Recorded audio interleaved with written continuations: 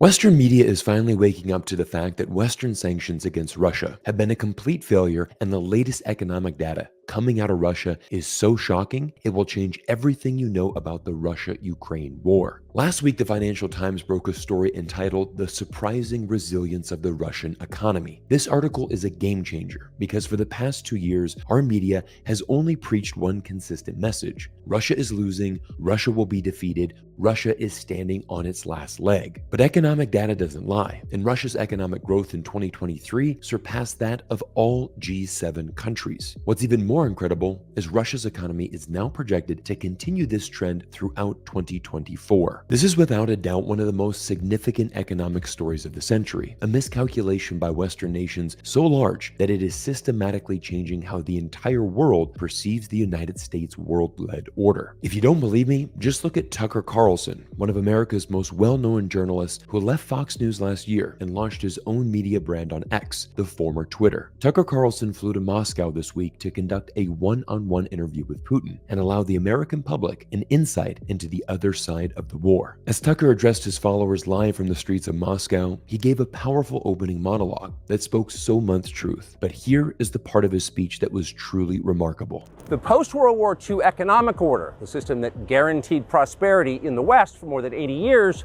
is coming apart very fast, and along with it, the dominance of the US dollar.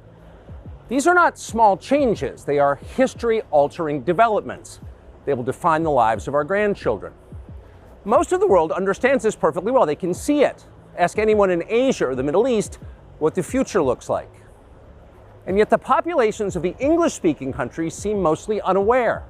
They think that as nothing has really changed. And they think that because no one has told them the truth. Let's go back in time to early 2022, when French Finance Minister Bruno Le Maire proudly declared, "We're waging an all-out economic and financial war on Russia. We will cause the collapse of the Russian economy." That interview went live on French radio March 1st, 2022, and was filled with amazing passion and emotion. The French minister had to be passionate. He was selling a new war to his fellow EU citizens, and they needed to be convinced that the US, the EU, and its allies would be able to crush Russia and help Ukraine immediately win this war. But wars are never won with emotion, and most Western leaders were far too emotional in their response. They were eager to see Russia's economy collapse, and if things went their way, maybe even force a regime change and get rid of Vladimir Putin. But here we are 2 years later, and Russia's economic growth in 2023 surpassed that of all G7 countries. And what's even more embarrassing is that Russia quadrupled France's growth rate in 2023. France's economic minister couldn't have been more wrong in his assessment, and this is precisely what I mean when wars are not won with emotions. Addressing a crowd of activists on Friday in Tula, the capital of Russia's arms industry, Vladimir Putin proudly declared that Russia has emerged victorious against Western sanctions. He went on to state, "They predicted decline, failure, collapse, that we would have to stand back, give up, or fall apart. It makes you want to show them a well-known gesture, but I don't want to do that. There are a lot of ladies in here. Our economy is growing, unlike theirs." It's certainly a bold statement from the Russian president, but Western media has now been forced to abandon this emotional thinking and is facing the harsh reality that Russia's economy is in fact much stronger than before. The World Bank confirmed this with its latest report ranking Russia's GDP as measured by purchase power parity ahead of Germany, the engine of Europe's economy. The International Monetary Fund confirmed Putin's statements about the Russian economy when it revised its own GDP forecast for Russia to 2.6% this year, a full 1.5 percentage point raise over what it predicted last October. But this raises two major questions. How did Russia achieve this, and how did the West fail to see this coming? The answer begins in 2014, when the war between Russia and Ukraine actually began. At the time, US Senator Lindsey Graham stated, "Putin, who has an economy the size of Italy, is playing a poker game with a pair of twos and winning." By comparing the Russian economy to Italy, the US senator is basically telling the collective West, don't worry about Russia. Their economy is too small to do anything. We don't need to worry about them. Here is another great example, an article from Forbes, published in 2018, asking, which has the bigger economy, Texas or Russia? Articles like this are fluff pieces, designed to inflate the American egos of Forbes readers. When you actually break down the size of Russia's economy using purchase power parity, the Russian economy is the 5th largest in the world. But more importantly, the bulk of Russia's economy comes from sectors vital to the global economy, including many important commodities. For example, while Russia is not the largest producer of oil in the world, it is actually the largest exporter of oil, exporting even more oil globally than Saudi Arabia. Russia is also a major global player in wheat, nickel, platinum, and even frozen fish. But now Russia is directing a third of the country's budget, some 14 trillion rubles in 2024, towards the war effort, a threefold increase from 2021. Here is a detailed graph highlighting the country's revenues and expenditures. Oil and gas revenue are now the highest in history, as well as revenue from other sources. Expenditures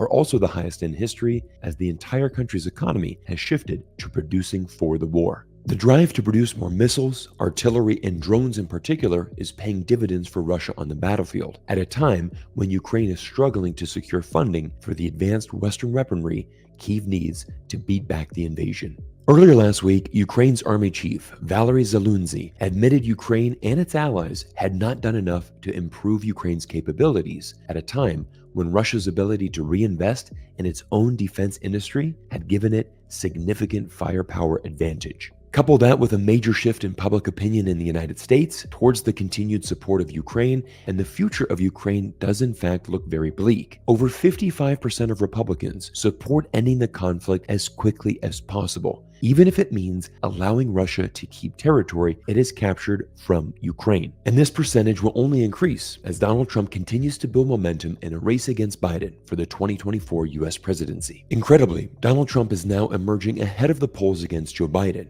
and despite having 91 felony cases against him, has a legitimate shot at returning to the White House next year. Joe Biden's blind support to Israel, who 2 weeks ago was ruled to be plausibly committing genocide in Gaza, has become a major issue for young voters, and just might be the X factor that ends Biden's re-election campaign. As an American citizen, I've accepted the fact that my government miscalculated the resilience of Russia's wartime economy, but it raises an even more important question.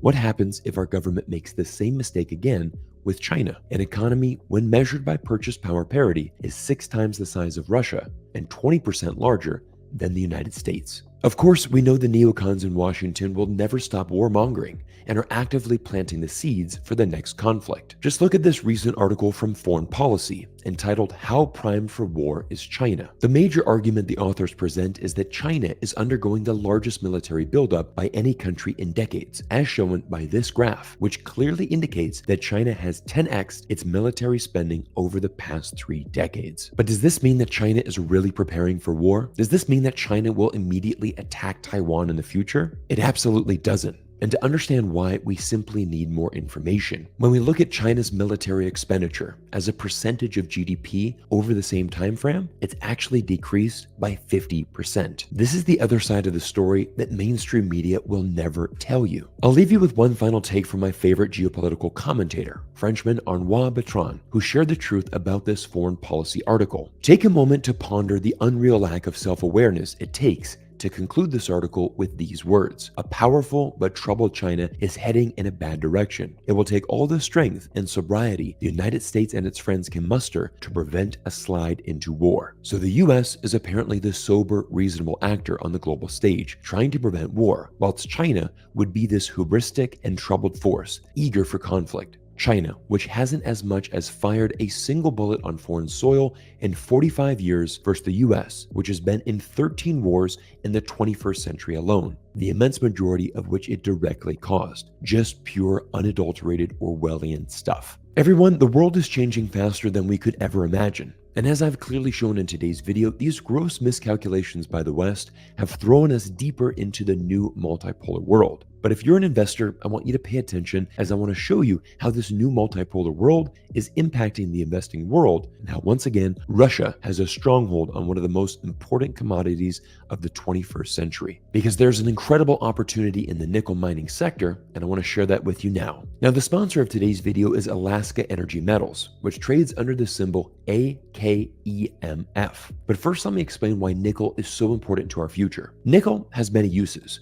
but historically it was primarily used in the manufacture of stainless steel for kitchen sinks and a myriad of other applications. But today, nickel is one of the most crucial components of EV batteries. In fact, the US Department of Energy lists nickel as a critical resource for the future of the world, both being extremely important to the future of energy, but also having a very high level of supply risk. Of course, it's no secret that the world is shifting to EV vehicles, but what many people don't realize is that almost 29 kilograms of nickel is required in each lithium-ion battery, which is 5 times more than the lithium required. Honestly, the battery should be called a graphite nickel battery, given the fact of how much nickel is needed in an EV battery. Even Elon Musk tweeted out that nickel mining is Tesla's biggest obstacle for scaling battery production. But here is where things get interesting. Unlike lithium, nickel isn't easy to find. Indonesia and the Philippines have robust nickel deposits, but these countries don't comply to Western environmental standards, and much of the production is Chinese controlled. Russia is actually a global powerhouse in the nickel mining industry, but as I've explained in today's video, this is the new multipolar world. China and Russia are linking together, and it's with Russia and Indonesia's nickel that China can lead the world in EV battery production. As you can imagine, this puts the US in a vulnerable position, as every pound of nickel used in US manufacturing is imported from abroad. But this is why Alaska Energy Metals is such a unique company. They are a true pioneer in American nickel mining and can become the first location inside the United States to supply the future of the nickel industry for EV cars in America. Now, the flagship project of this company is the Nikolai Nickel Project, located in the heart of Alaska. I first highlighted this company a few months ago, but there have been some recent developments, so let's bring you up to speed. Last month, the company released their 43101, which is a technical report required by mining companies to publicly file. It outlines the resources of their mining sites. At the Nikolai project, the company now has over 1.4 billion pounds of nickel split between the west and east Eureka locations, which are about 1.5 miles apart. Indications are that the two deposits might join together. The next step is to prove that this entire region is consistent with the same grade of nickel as west and east Eureka projects. To do that, the company has an aggressive drilling campaign planned for this summer and will drill this entire area from west to east. The yellow lines indicate the new drilling locations for the 2024 summer drilling program, more than double what the company drilled in 2023. And if it's proven to be the same quality of nickel throughout this entire Eureka zone, Alaska Energy Metals will have a very robust deposit of nickel and a great potential for an upside appreciation. The second important development is the appointment of Mark Begich to the company's board of directors. Mr. Begich is a former U.S. Senator for Alaska and also the former mayor of Anchorage, Alaska's largest city. I can't think of a better person to get involved with a mining company, as he has great knowledge of public policy. Finally, I also want to remind you about Alaska Energy Metals' incredible location. Located directly next to them is a privately held mining company called Cobalt Metals. This company uses artificial intelligence and machine learning to hunt for raw materials all over the world, and they picked a spot right next door to Alaska Energy Metals' Nikolai Nickel Project. The company is backed by billionaires Jeff Bezos and Bill Gates, and they have bought land directly next to Alaska Energy Metals for the same purpose of jumping on this opportunity and discovering the nickel that is so desperately needed in America. Everyone, the multipolar world is here, and there are so many incredible investing opportunities. But before you do anything, I want to remind you to do your own due diligence before making any investments. And to help you with that, I'm going to include a link to a fascinating 48-minute YouTube presentation from Alaska Energy Metals CEO Greg Beischer. In this video, you can hear all the details about the project from someone who has been mining in Alaska for over 25 years. I've watched the full presentation, and if you're keen to learn more about this company and the investing potential, this is the place to start. I'll link the interview, investor presentation, and stock ticker all down in the description below. Once again, a huge thank you to Alaska Energy Metals for sponsoring today's video, and thank you for spending time with me here on YouTube. I'm looking forward to seeing you in our next video soon.